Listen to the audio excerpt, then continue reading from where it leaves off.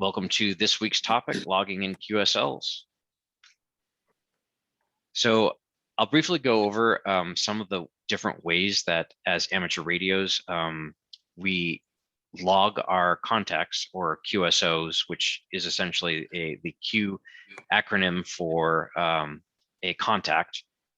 It used to be a requirement by the FCC that ham radio operators had a logbook, and every contact that they made, they would put down who it was from, who they contacted, what time, what frequency.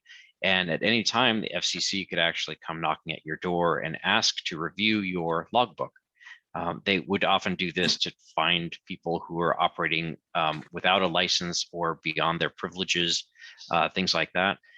However, many decades ago, that was dropped. And so ham radio operators no longer need to keep a log. However, many ham radio operators do, simply because it's really kind of cool to see who you've made contact with. And especially if you're contacting either rare stations that only set up every once in a while, or from foreign places like small islands that have no power, or the International Space Station is also a place that you can contact, and they will actually send you a QSL card if you request one. So what I'm showing on the screen right now is an example of a paper log that people still do fill out today. They're convenient because you don't have to boot them up and you don't have to update them. You can still buy station logs from places like the ARRL, and there's many other places that you can buy them from, or you can make your own. The other option would be just download a template. And there, if you just Google amateur radio amateur radio logbook, you'll be able to find some templates that people have put together. Some of them are free, some of them cost a little bit of money, and you can just print them out on regular printer paper, or if you're really ambitious, you could print them out on Write in the Rain paper, which is kind of waterproof paper that you can then take out in the field and get wet and muddy, and then later come back and clean it up. So with computers comes a better way to log, and that is electronically. Before iPhones and iPads, people were logging on their laptop computers or desktop computers. And today, most ham radio operators have some type of either electronic smartphone or laptop or computer in their shack. So it's not like you have to set up a computer and dedicate it to logging. Most of the time, you're doing other things with computers anyway. The two probably most popular pieces of software out there, one is written by N3JFP, and this is the one in the upper right-hand side. I have a screenshot of his general logging program. And the other one is N1MM Plus, and that is in the lower right-hand corner. The N3JFP, it's something that you have to buy, so it's not free. You can download a demo version, and typically you can make or enter 10 contacts into it before it kind of bugs you and says, hey, now's the time to buy it. This is what we actually use for field day. It's really nice because not only does it come with a general logbook, so as you're making contacts in contests or just casual contacts, you enter them into your general logging program. But if you're going to work or participate in a contest, a specific contest, this person has actually written a specific program for each contest, or almost all the major contests. So the VHF, the ARRL VHF contest that happens in January and June of every year, he has written a specific contest that makes it really easy just to enter in the information that you need for the contest. It doesn't have things like the person's name, or the person's address, or comments. It only has the things that you need to exchange during the contest, such as grid square or call sign.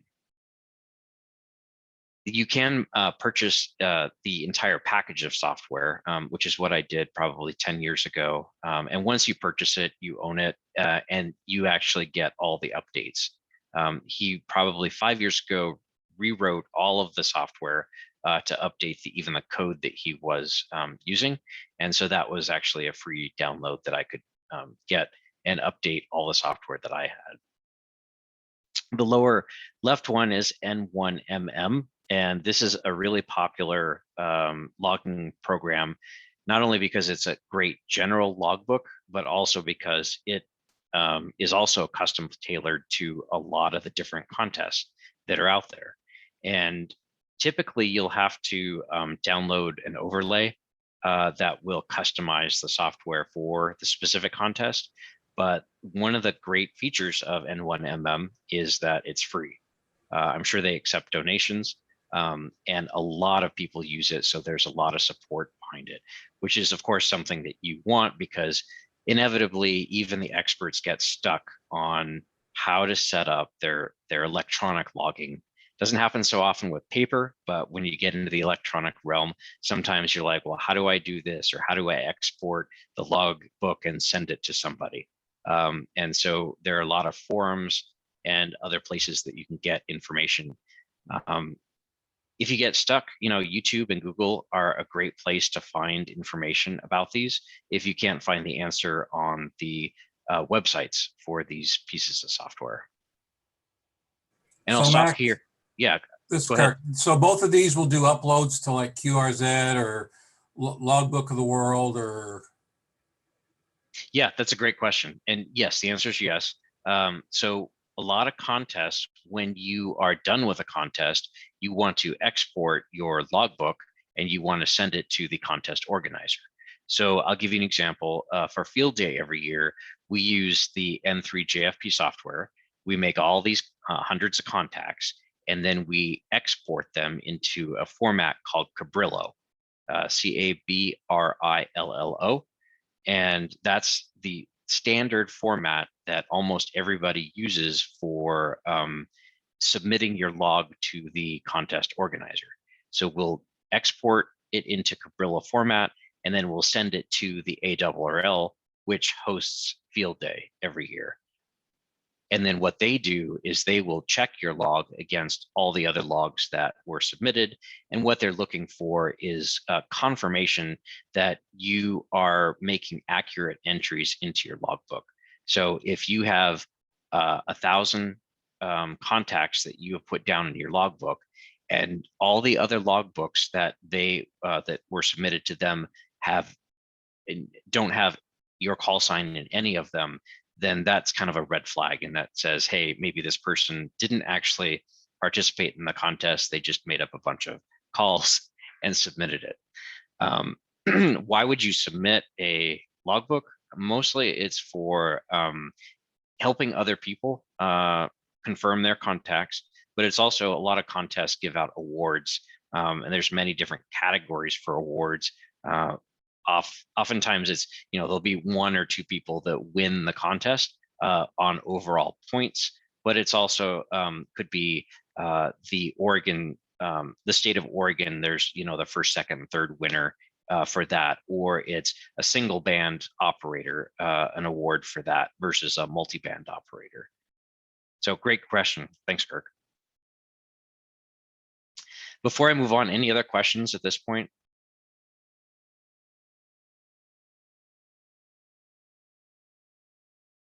The best way, I think, to kind of see if you would like to use electronic logging is go to YouTube and just Google either the N3 JFP or the N1MM.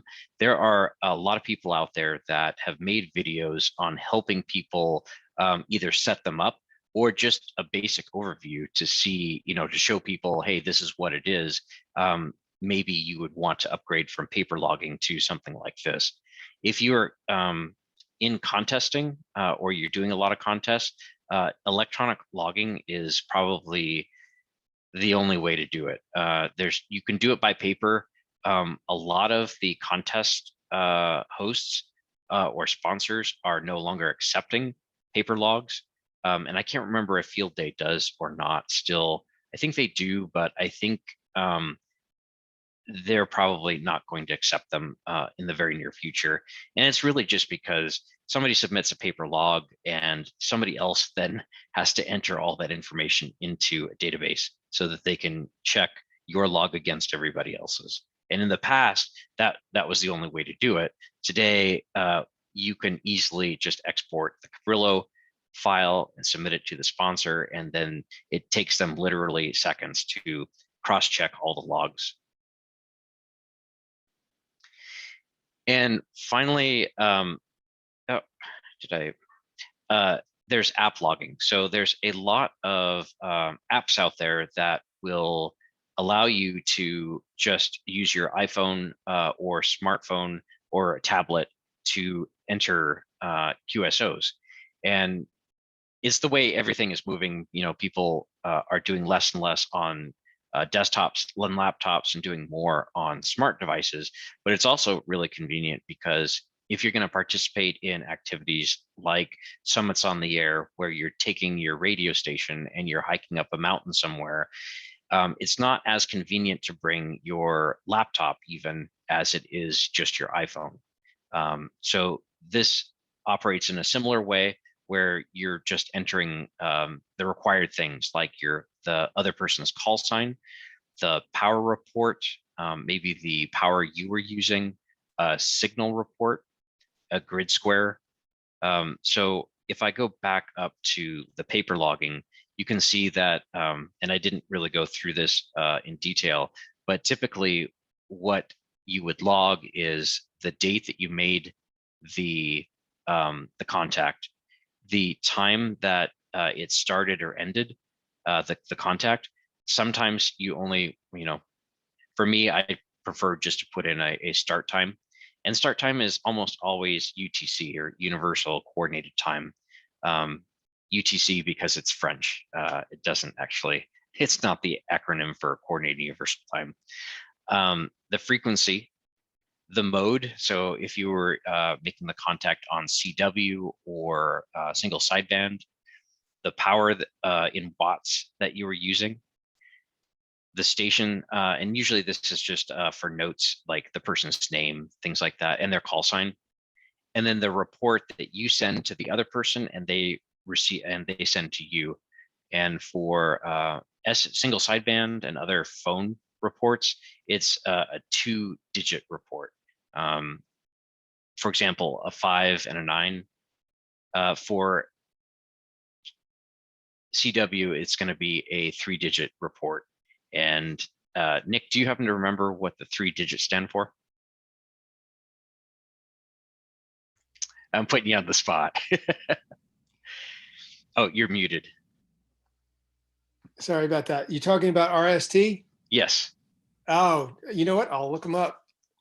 I believe it's readability, strength, and tone, and that's why you're only using 2 for the voice stuff. The tone gets into in CW whether you have chirps on your tone and that sort of thing. Yeah, thank you, Michael. That's exactly right. Yeah, so readability and signal strength. Readability is a 1 to 5 scale, with 1 being really bad, 5 being really good, and signal strength on a 1 to 9 scale, with 1 being really bad and 9 being really good.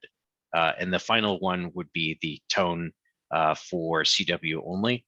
Again, that's almost always 9. It used to be in the past that transceivers in the 30s and 40s used to use unstable power supplies. And there were other electronic reasons why there would be chirps, clicks, or beeps that weren't very pleasant to listen to. And so the idea behind the signal report is to let the other person know like how you are receiving them at your location.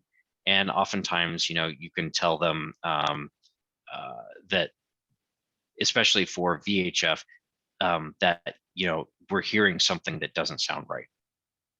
Nick, did you have a comment? Yeah, I just wanted to say that actually, as a new ham, that's something that I found the most difficult to nail down, because a lot of people will during contests just fill in 599. That means perfect credit RST around the board, and other folks, when you're obviously when you're trying to make contacts outside of a contest, you really do want to know what your signal sounds like if you're going through, all the way down to Australia or something like that. So, an accurate report is appreciated, and so that's getting a feel for what numbers to give under what conditions, because you can't actually hear when you hear somebody else giving you a 599, you don't know what you sound like. And so, that I find one of the more challenging things to uh, accurately give. And I realize there's a lot of fudge going on there. Yeah, that's a very good point, Nick. Yeah, so typically in contests, I don't even know where this started, but you would give a perfect signal report, or you would give a perfect report. And I think really it's because it's for a contest, it's either you made the contact or you didn't. But Nick's point is very valid that even during a contest, it's nice to know how well or not well you were received at the other side of the QSO. And so there are some contests that are encouraging people to use the real signal report and not the fake perfect one. And finally, most logbooks give you some place for remarks. For example, his dog is named Fred too. And then you'll see on the very end there, we'll talk a little bit about this more later, but QSL, you would check if you had sent QSL to that person that you made the contact. And you'd also check if you had received, that's where the RCVD is, you had received a QSL card from that person.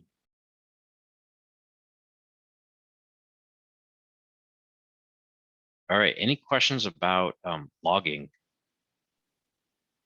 So Max, this is Lakshmi. I had Yeah. one. So you guys were talking about it's hard for a beginning ham to give a proper report. So are there examples, say on YouTube or something, which gives you, hey, if you hear this kind of a signal, this is usually how you would classify it? Yes, that's a great question. So let me just pull up here.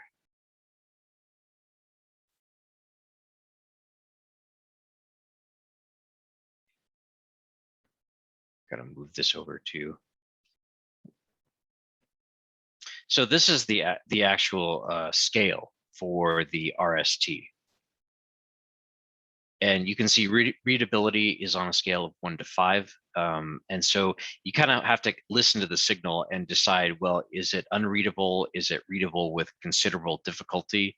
Readable with practically no difficulty would be a 4. So use your best judgment as to what readability is, and the same for signal strength, where you have a 1 being faint signals, barely perceptible, to all the way to 9 extremely strong signal. As you start making contacts with your ham radio license, you will kind of get a feel for what kind of signal it is, because the more contacts you make, the more examples you have of benchmarking. So Yep. what is, yeah, exactly. What is the weakest signal that you can hear, but you can still make out the call sign? Got it. Yep. Okay. And Thank then you so tone, much. Yeah. yeah, and you'll see that tone there. They have things like 60 cycles AC or less, very rough and broad. Again, these are almost never used except for maybe Russian stations who are still using very old equipment. You may also hear some of this stuff at during contests that are specifically for what they call boat anchors, which are the big bulky 1950s, 1960s ham radio gear that had these different kinds of issues. But that's a great question. Max, where do you get this sheet at? Oh, so you can actually, all I did was Google RST report, and the first one that came up was from Ham Universe. And there may be, if you search around, there may be one that's actually in a table. But as a reference, this would be a great thing to print out. And then when you're making QSOs, even during a contest, you can kind of get an idea of what their signal report would be. Cool. Any other questions on logging? One question on power report, is that 0.05 this is transmitted? Is that your 5 watts or is that a 5? This is Oh, let's see. entry log.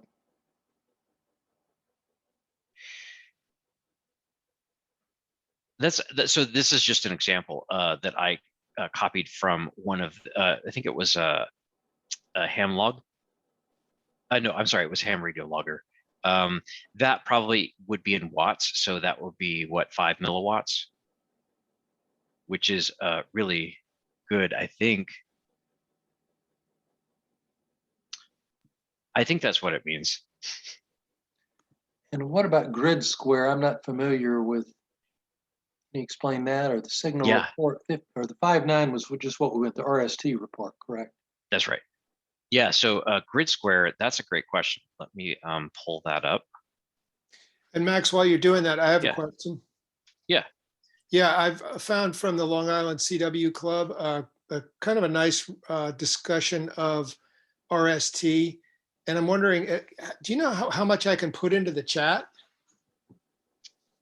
Yeah, you can put in a lot. If there's a URL, you could just put the URL in there. It's in a Dropbox, so I'm not sure if that's accessible to everyone.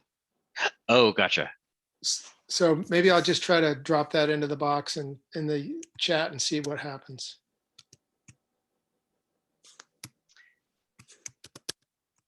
And yeah, and what I'm looking for is there we go. On the chat, all you got to do is try it. If it won't let you, it won't let you. Looks like it won't let me. So the grid square, I can't remember where it originated from. If it was actually, I'm pretty sure it's ham radio, because I don't believe anybody else uses grid squares beyond amateur radio use. But it's technically what it is it's a grid that was laid over the entire world, and every piece of land and piece of water has a grid square allocated to it. So the way that you read this is, we are up here in Oregon, and so the first 2 digits of our grid square where we're located is CN, Charlie November. And then I just happen to know this, this block right here, CN 85 is our grid square. And that is the larger grid square. If you were to add 2 more letters to CN 85, that would be a smaller grid square. So I believe that you can either, most people use the 4-digit or 4-character grid square. For example, the Portland area is CN 85. But if you wanted to, you could actually drill down a little bit further. For example, CN 85 ST. And the reason that the grid squares are used a lot is, especially in satellite use, is because it's a way to identify an area that you made contact with. And so there are a lot of contests out there that the goal or the objective of the contest is to contact as many grid squares as possible. Now, you could probably guess that some locations are very easy to contact. For example, CM 87, which is the Bay Area, is extremely easy to contact. However, there are some other locations around the US that are very rare, especially if most of it hangs over the water. For example, like this FN 30, may be very difficult to contact because sometimes if you can't get there by land, you might have to take a boat out there and make contacts in the water. So Max, is this all a specific area, the size of each grid? Is it like standardized? It is. Yep. And let's get the definition of that.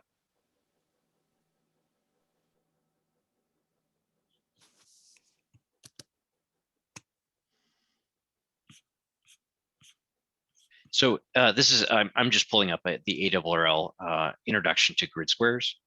And it looks like, so it's a grid square measures 1 degree latitude by 2 degrees longitude and measures approximately 70 miles by 100 miles in the continental US. Okay, great. Thank you. Absolutely. Cool. Any other questions on the logging portion of tonight's meeting? I haven't myself. I haven't used app logging a lot yet. However, I think one of the best ways to do to kind of figure out what program is going to work for you. Most of them are free. The one HamLogNG is made by a guy that used to be very active in making both software and hardware for hams. He's no longer doing that, but his HamLogNG is actually really popular. A lot of people seem to like that particular one, especially for SOTA. One thing I will mention about electronic logging, whether it's either on desktop, laptop, smartphone, is that it comes with a lot of advantages. Number one is connected to the internet usually. So instead of writing down somebody's call, writing down somebody's name, writing down their grid square, oftentimes you can just put their call sign in and the internet will come back automatically with their address, their grid square, their name, how long they've been licensed, all that kind of stuff. So it's actually a kind of a neat way to shortcut into doing some logging. And Nick, do you have a comment? Yeah, I do. I don't know if you had mentioned this already, Max. If so, sorry. But during the field day, we set up in the past a server for the various stations. There'll be multiple stations that are operating on different frequencies using different antennas. And what was kind of fun about that was you could, using the logging software, you could monitor how the whole club was doing in terms of, you know, which bands were active just by seeing the number of contacts that were being made during the contest. And that made it a lot of fun. You know, I was just working with Dan on CW and you just look over and see, oh, wow, check out, you know, 20 meters is cranking away. You know, that's kind of fun to see. Yeah, absolutely. That's a very good point, Nick. And that's actually one of the cool things about the logging software is that you can network it.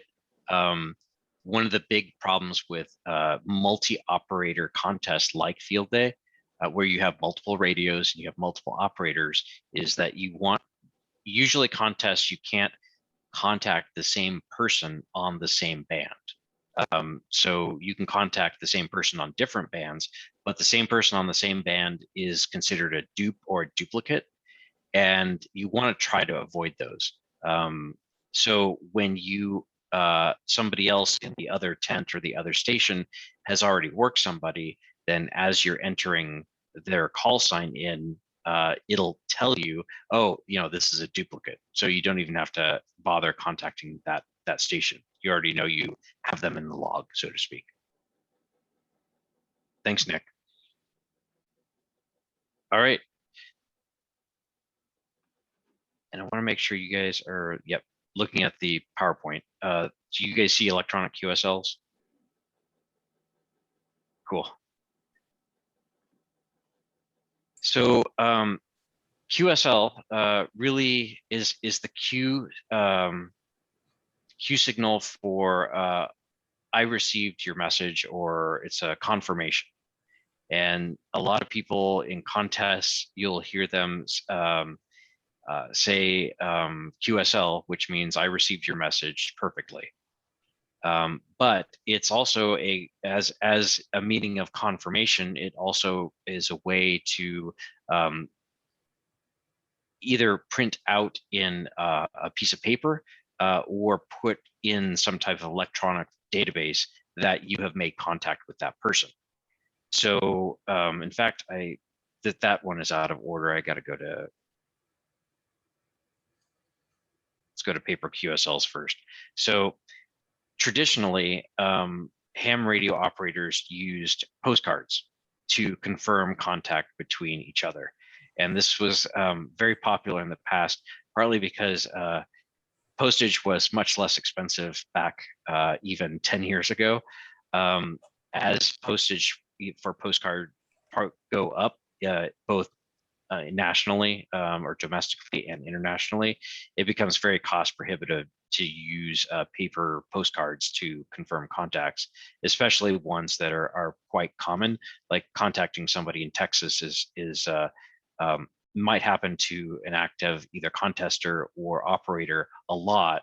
So I think it's 55 cents now, or I can't remember how much postage for a postcard is, but it's not cheap if you're making thousands of contacts every year. And then DX, which simply means foreign country contacts, and that could be Russia, France, sending postage back and forth between us here and a foreign country, for the one exception, probably China, is extremely costly. So you probably wouldn't want to do that very many times. There are still a lot of printers who will produce QSL cards. And most of the time in the past, they've actually been really colorful cards that a lot of people really enjoy collecting. And I'll switch screens now.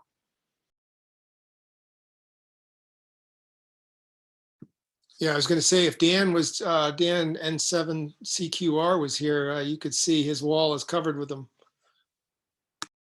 Yeah, surprisingly, there are a lot of people that you can buy them as a collector's item off of places like eBay. So there are people, hams and non-hams, that will actually collect QSL cards. I think they're probably a little bit more valuable for those who actually made the contact, but it's just another thing to collect. So QSL Works is just one example of somebody that has ready-made QSL cards that you can order for yourself, and you can kind of see a couple here, one for K1NV. And so the most simple way to do this is you can go into an image library and just pick an image that represents who you are or your personality, and then you can fill in your call sign on it. And then you would also want to pick something that appears on the back. And so these are examples of the reverse or the report side of the QSL. And I have some closer images or bigger images that we'll take a look at in just a minute. Typically, you order them in packs of 250 to 5,000 cards, depending on how many contacts you make a year and how often you move, because the cards usually have your address on them. So when you move, you may want to get some new cards made up. This is kind of like the professional way to do it. You can certainly make, and many people do make, a QSL card just on their printer, and it's simply black and white and very inexpensive, and you just make them yourself at home. There's other people that will actually do some really cool artwork with their QSL card, and they either make them themselves or they actually, this person here, and to EST, he actually will design a card that kind of fits your own personality, and he'll draw a cartoon or a caricature of you that is unique. It's not inexpensive. I think they start at $350 to do something like this, but this is definitely on the high end of making QSL cards. He's not doing new commissions yet, or now. So he may be getting older, but this is some place that not only does he draw them, but he'll actually print them out for you too. Hey, Nick. Yeah, actually, you mentioned that this is for DXing a lot of times, but there's several people that I've gotten cards from, and I made some cards, just printed them out at the local Walgreens, and that was simple enough to do. But it was kind of fun. Actually, there was somebody from Tualatin, AB1LL, who runs a CW Net, that sent me a card. So it can be right around the corner too. Yeah, absolutely. And just because it seems like it's old tradition, there are people who still do it. I actually ordered a bunch of cards that I made myself. I will tell you, if you're planning on making it yourself, there's a lot of great software out there that can help you. It actually took me many hours. I think I probably got too far in the weeds with it, but Nick, it sounds like you made how long did it take you to kind of design your own? Oh, this was quick. I'm tempted to run downstairs and grab one. Very simple. It had the logo, the outline of the state of Oregon, and the stag in the upper corner where Portland is, and pretty simple stuff. That's awesome. Yeah, and if you want to design your own, it's probably a pretty inexpensive way. Just like Nick was saying, you could even just print them out as um, they're kind of like photo cards. And Costco, I don't know if they're still doing it anymore because they've gotten rid of their photo department, but places that will print out, for example, wedding announcements or Christmas cards, Christmas photo cards, that you can use those instead of Christmas photo cards. You can just have them print up a bunch of QSL cards for you. So that's another inexpensive way to do it. If you are planning on, especially if you're an HF operator, expect to get some QSL cards. And you may want to think about if you do get QSL cards from other people in the mail, most of the time it's polite to return one of your own, even if it means you just take a sheet of paper and scribble off your information. It's better than nothing. Don't feel obligated to make QSL cards, but it's kind of one of the fun things in the hobby. Like I mentioned, it is valuable to many hams for DX and rare DX contests. There are things called DXpeditions that happen. There's probably 3 or 4 or more that happen every year. And most of the time, these are a group of hams, probably 10 or so hams, that will raise money. DXpeditions can cost upwards of $1.5 to $2 million because what they're doing is they're taking all of their ham gear to a country or a place that has not been activated, meaning that there's been no ham radio operators that have been operating from that area for the last 5 years, last 10 years. Some of these DXpeditions take many years to plan.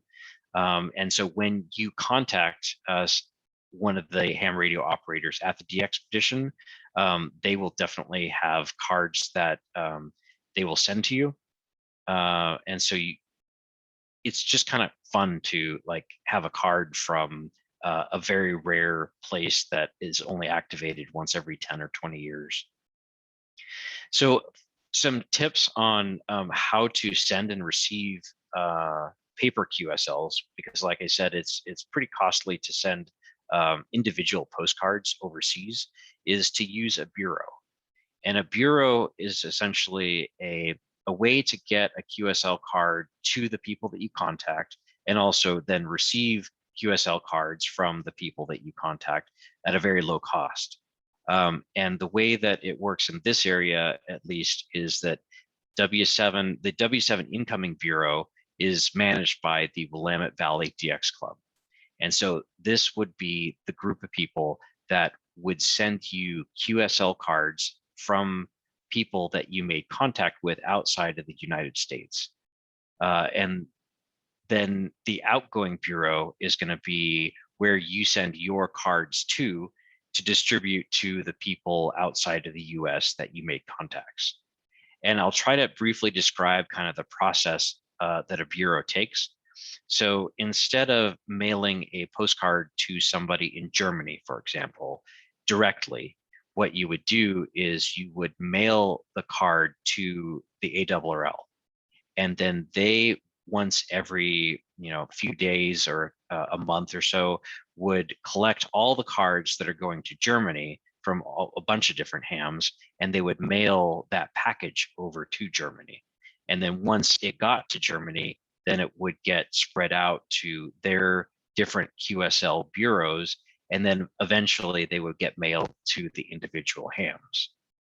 So for incoming, it works the same way. Let's say you contacted somebody in Germany and they wanted to send you a QSL card.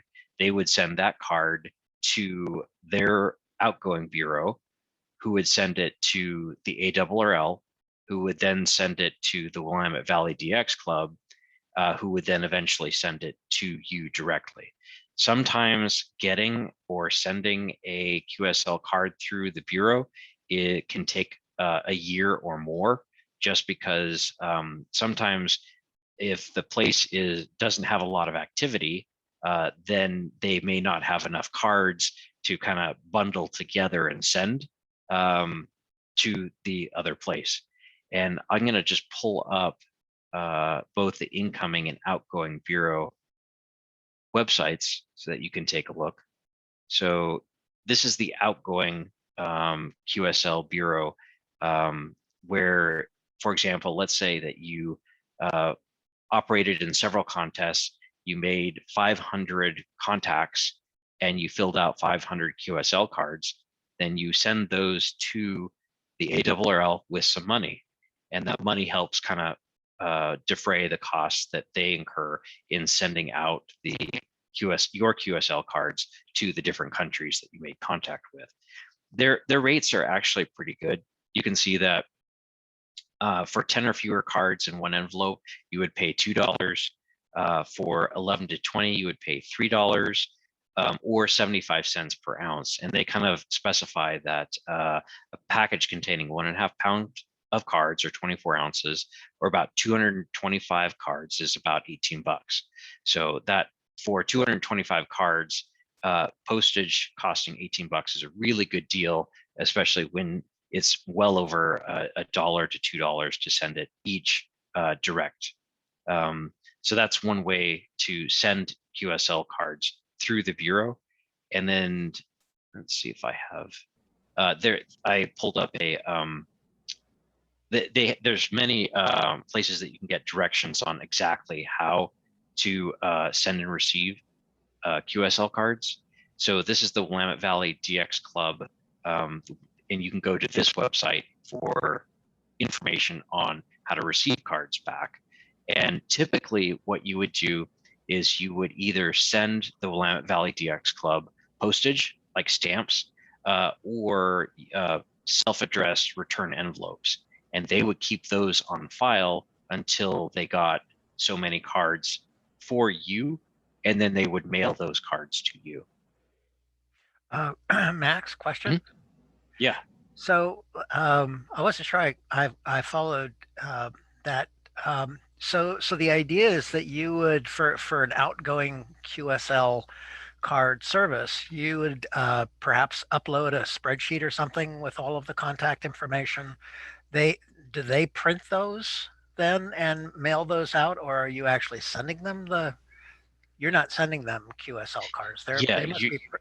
you are sending them QSL cards. So for example, yeah, if you made, in the last month, you made 500 contacts, then you would fill out 500 QSL cards. And this is kind of where computers are really nice, because a lot of the logging programs will actually allow you to print labels, or they'll even allow you to print QSL cards. So once you had all of the QSL cards prepared, then you would put those in one envelope and send those to the ARRL outgoing bureau.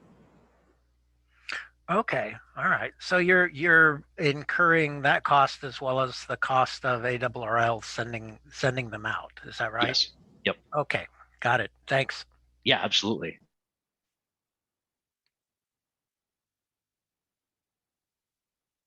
And let me go back to our presentation.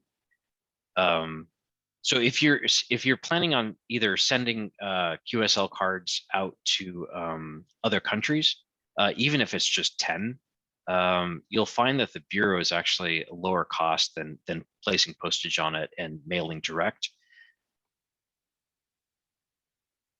And here's a couple of closer examples of QSL cards. And so on the bottom right is a really cool, I don't want to say rare, but it would be cool to receive one where this would signify that you made contact with the International Space Station. And then the upper left-hand corner is a QSL card for DJ1YFK. Anybody know who that is? Fabian Kurz? So this is the guy that wrote the Learn CW Online, or LCWO, which is a great site to kind of learn Morse code. But he actually lives in Germany, and this is his QSL card. And just to kind of go over it really quickly, you can see that there's a space where you can write the call sign of the person that you made the contact with.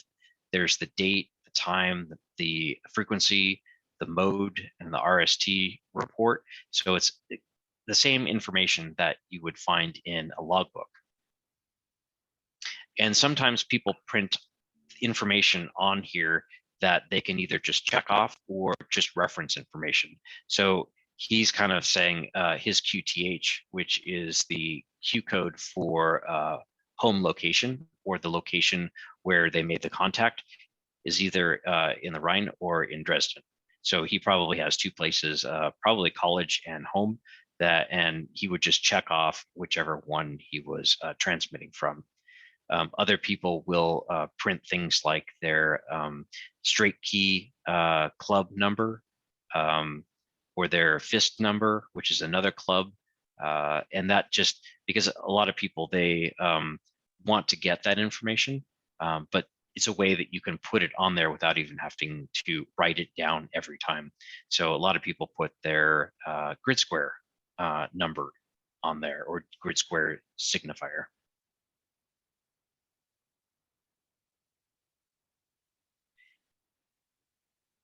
Let me go back to, somehow these got a little bit out of order. So let's see. So if we go to electronic QSLs, and again, just like with paper logging, a lot of people still do paper logging, but one of the more efficient ways to do it is just electronically, where you're not bothering with bureaus and postage and printing up QSL cards. A little bit less fun, I think, but if you are looking to confirm contacts for contests, this is a great way to do it. So Logbook of the World is an ARRL hosted or sponsored program.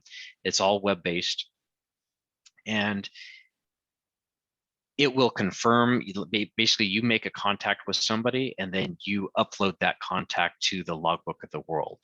And then when the other person uploads that same contact information to Logbook of the World, then you'll see down here that they have completed that QSO. So it's a confirmation from both sides that you've made a QSO.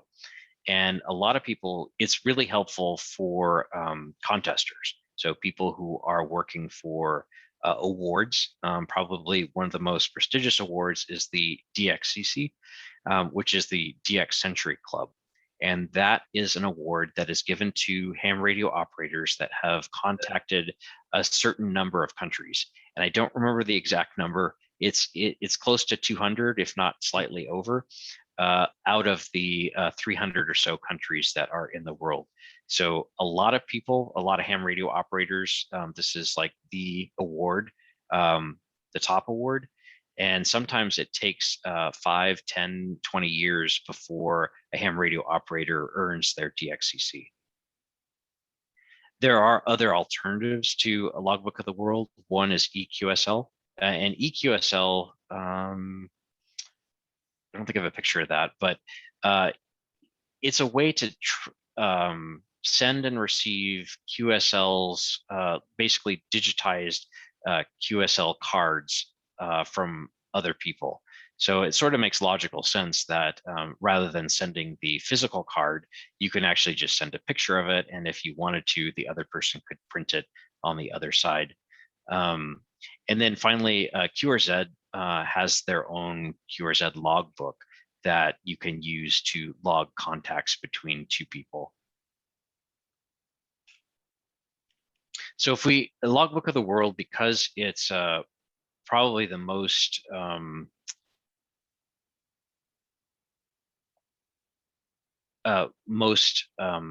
popular, especially for contesters.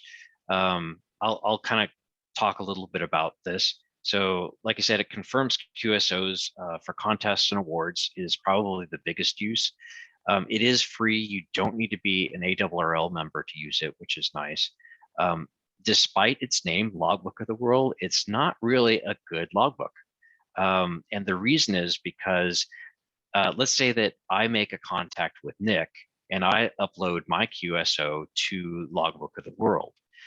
It actually doesn't show up there as a QSO until Nick also uploads that contact to Logbook of the World. So once that happens, then it'll say, okay, now you made a contact with Nick. But until that happens, I technically did make a contact with Nick. It just doesn't show up in the Logbook of the World. So they could have used another better name for it. The other thing about Logbook of the World is it is not easy to set up. I set it up probably in 2014. It was difficult to understand. I had to read through all the directions on how to do it. And then what you have to do is you have to apply for your certificate. And this is a digital certificate that basically says you are who you say you are. And it's sort of like a key that you keep on your computer. And in order to do that, you actually have to receive a postcard from the ARRL so that they can confirm that you are actually living at a particular address. So once you get it set up and once you know how to do it, it's fairly easy to use. There are several quick start guides. We had somebody that had a question tonight about getting tips on how to set up Logbook of the World. I don't think we'll be able to do that tonight. However, there's a quick start guide from the ARRL. There's also frequently asked questions, and then there are videos on YouTube that I think can certainly help. It's not easy, but once you do get it set up, it probably is worth the time, especially if you are collecting any type of awards for contesting, because it's a really easy way to get awards. The other kind of older way that still happens is to give all of your paper QSLs to an official ARRL contest checker or QSL checker. And oftentimes they are at Hamfest. And so you would just bring your stack of QSL cards, they would go through it, and then they would confirm that you have those QSL cards, and that those then would count towards your different awards, DXCC being one of them. Anybody with questions so far? I know we're going a little bit long, and I'll kind of go through the last couple of slides really quick.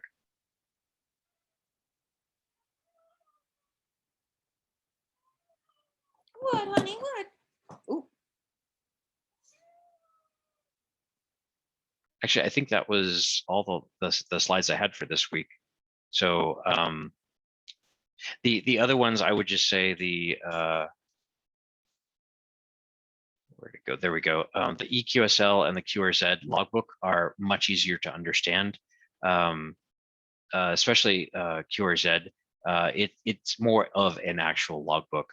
And then the other thing that I wanted to point out is that sometimes you will see, you'll make a contact, for example, with somebody in Germany, and you'll try to figure out, well, how does that person want to receive the QSL contact? And a lot of times, if you go to QRZ or other databases with ham information, you can look up a call sign, for example, in QRZ, it's in the upper left-hand corner, and you can just type in their call sign and it will come up with information about them. For example, like when they got their ham radio license, what country they're listed in, what their latitude and longitude and grid square is. And sometimes you'll see here that they will say QSL. And so for Fabian Kurz, it's through the Bureau. So for example, if you make contact with Fabian, then you would send the QSL to ARRL, which then would send it to Germany, and eventually it would get to him. Or you can submit it Logbook of the World and EQSL. So he, for example, accepts all of those. Some people will specifically note, that they don't accept, and this information is repeated down here at the bottom. So uses Logbook of the World. He marks yes. Some people mark no, just because they're essentially saying, I don't use Logbook of the World, so you might not even want to bother uploading that information, or at least don't expect a confirmation of our contact through Logbook of the World just because they don't use it. How was your name input in there? Is that from the Logbook of the World, or how does QRZ get that information?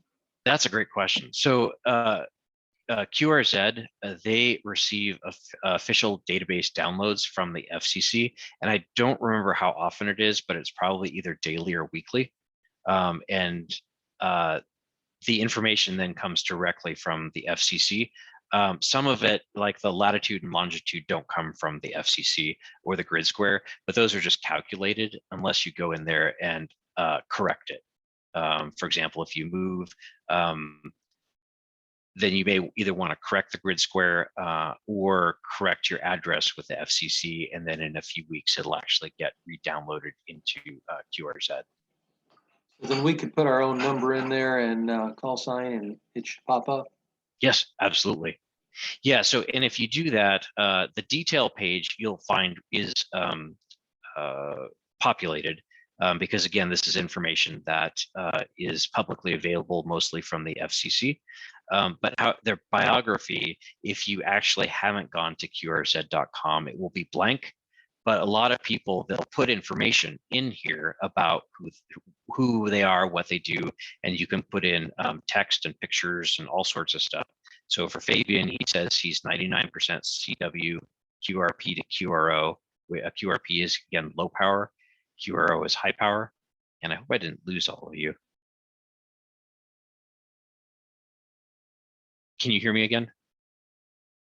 Cool. All right. So he has a short one. There's some people that have like lots and lots of pictures of their ham radio station and their setup and all that kind of stuff. So I would encourage you, if you haven't already, go to QRZ.com and sign up and get an account. It's free. There's a lot of great information on here, especially the forums. So go check out the QRZ forums. Hey, Max, a question? Yeah. Yeah, it's Michael. So I've inquired about how you find contact information for a person who has a call sign from another country. And most of the time, the response I get back is, look it up in QRZ. That's kind of a go-to reference. But of course, the FCC doesn't have that information. They just have call signs for licenses issued in the United States. Are you familiar with any kind of an international clearinghouse for international call signs outside the United States? I'm sure that there are. Probably QRZ. Why people are suggesting QRZ is because it's probably the best example of a national clearinghouse. Unfortunately, every country is going to be different as to how they keep track of who is a ham radio operator. And I think QRZ actively goes out and tries to get that information. There is, to my knowledge, there is no governmental organization that keeps track of ham radio operators from all countries. Okay. I apologize. I haven't looked to see what other resources there are out there. Yeah, I'm not sure. That's a good question. Okay. I thought perhaps the ITU might collect that kind of information, but it's a lot of work and probably probably very little payoff for doing that. So it yeah, it stands to reason that individual countries probably have the greatest motivation for keeping track of that. Okay, Yeah, thank you. absolutely. Yeah, I think the other thing to, and my video seems to, this is just stuck on mine. Yeah, we can hear you fine, Max, but your video's blank. All right. The other issue with trying to get other countries to give their information to most likely another foreign country to them is that a lot of countries are much more bureaucratic than the US. Well, I don't even know if it would be possible to get that kind of information from Mexico, which I don't even know if Mexico is licensing new citizen ham radio operators. Even though we have a reciprocal license with Mexico, I don't think anybody's gotten permission to operate in Mexico from the US in quite some time. Huh. Interesting. Thank you. Yeah.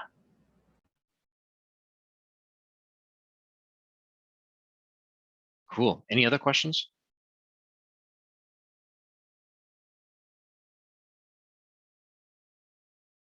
All right. While you are thinking of other questions, I'm probably going to have to drop and join back. So I will be back in just a minute.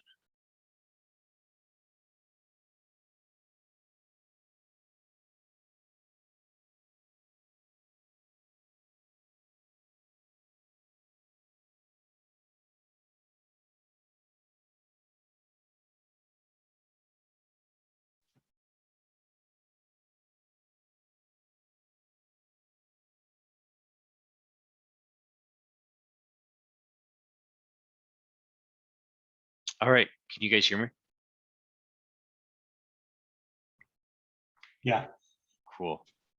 And can you still see my screen or? Yep. Yes. Okay. Give me just a second. It's weird that Zoom, I think it's back. Yeah, you're back. All right. Yeah, I apologize. Actually, that's the first time Zoom has ever crashed on me like that.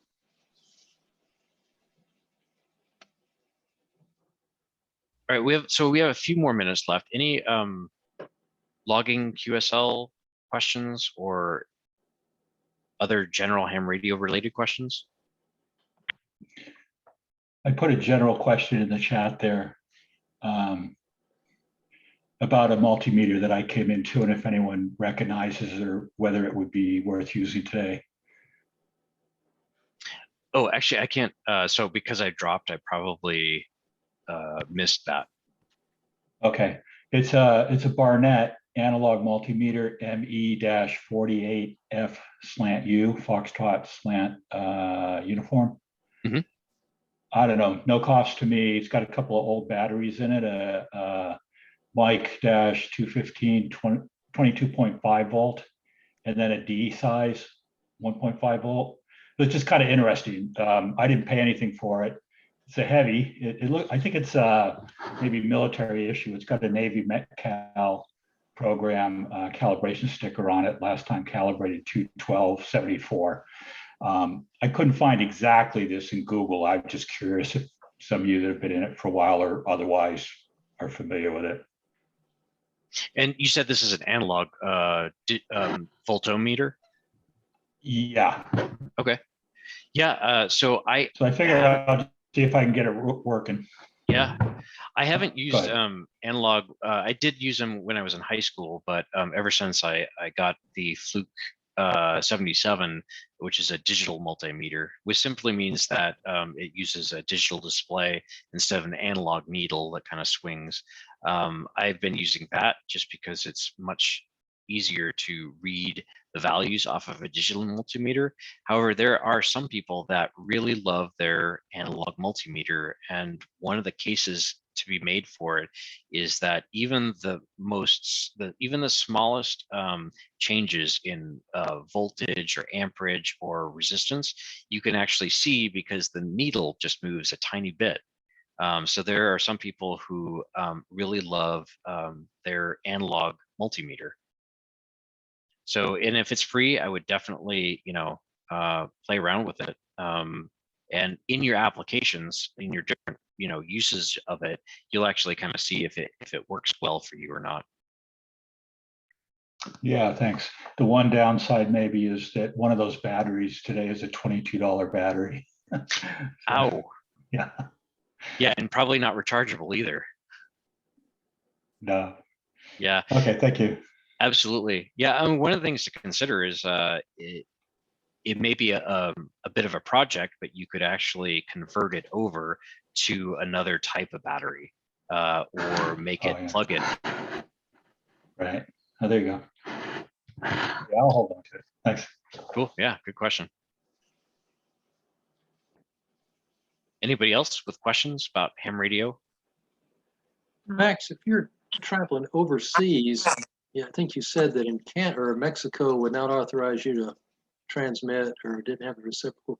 What about, say, if you're going to Europe on vacation or something and you could bring your walkie-talkie, and try to make some contacts or just to see what you can do there? How do you make sure you're legal? What's the process on something like that? Yeah, absolutely. And that's a great question. So technically we do have a reciprocal agreement with Mexico. It's just that Mexico is so bureaucratic that they haven't been issuing any reciprocal ham radio licenses. So it'd be great because I'd love to go take my handheld or HF radio down there. That being said, going over to Europe, especially the European Union, is much easier. You'll get the most bang for your buck if you have a general class license or above. That's because in order to operate in countries, especially on HF, you would want to get a higher class license because that carries a lot more weight over there. However, we are part of the European, it's the European Conference of Postal Telecommunications Administration, or CEPT. So we are one of the many member countries that are part of this agreement that is a reciprocal agreement. And for most countries, all you have to do is three things. You have to print off a letter that is available to ARRL. And I think it's this one right here. It's called the FCC's CEPT public notice. And it basically just describes that, you are licensed in your country of residence, and this is the agreement that you are going to be operating on over in the other country. The second thing that you want to bring is your license, because most reciprocal agreements require that you carry your license with you along with this public notice. And I think the third thing, let's see, proof of US citizenship. So, and generally that's a passport. So if you wanted to go to France, Germany, a lot of these other countries that are in the EU, it's as simple as just printing out the public notice and getting and bringing your official copy of your license. Other countries are a little bit more difficult to operate in, but a lot of times it's really just applying for a permit, and maybe sometimes that's in person, sometimes that's by mail. Sometimes they don't have English translations of the forms that you would be filling out, so you may need to get a friend or somebody who is fluent in that language to help you. Sometimes it does cost money. Mexico, when they were doing reciprocal operating permits, I think it was just under $100, and you could operate for, I think, up to 3 months. but most places are less expensive. Does that answer your question? Yes. Cool. Thank you. And Teresa, did you have a question?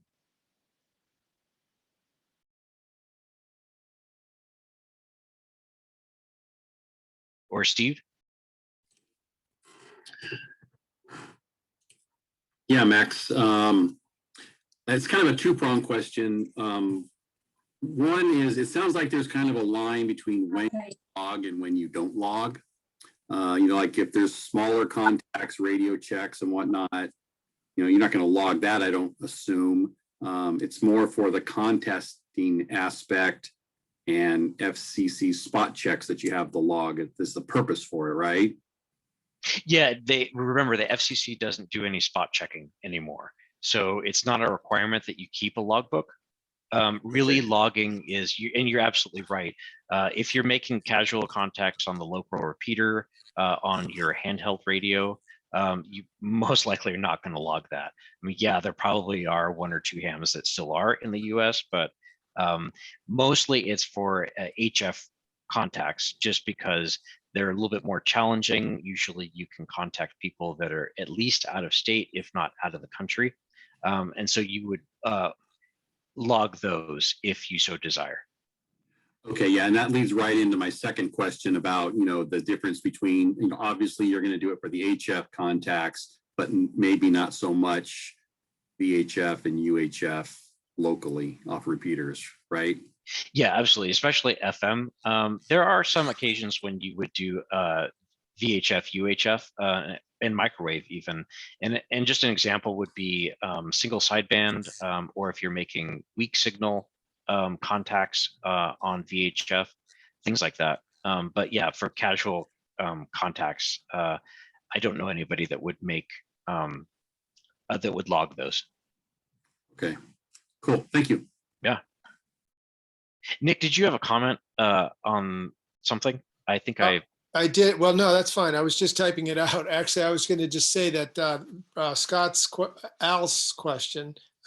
question about reciprocal licensing and so forth. Etienne went to Europe, and he and Kim had a great time.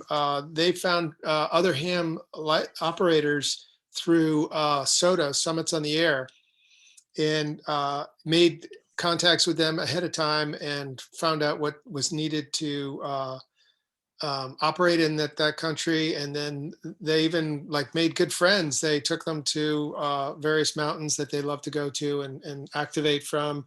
So if you see Etienne at one of these meetings, he comes fairly frequently. Ask him about it if you're interested in trying to do something like that. Yeah, thank you, Nick. That is a great point. Because ham radio is sort of a fraternity, because we have a lot of commonalities with a lot of the other countries' ham radio people. Oftentimes when you do go overseas, if you make contact with other hams, either that you had made previous contacts with, or if you attend one of the club meetings, it's a great way to kind of get introduced to the local area and the local hams. So thank you very much for bringing that up, Nick.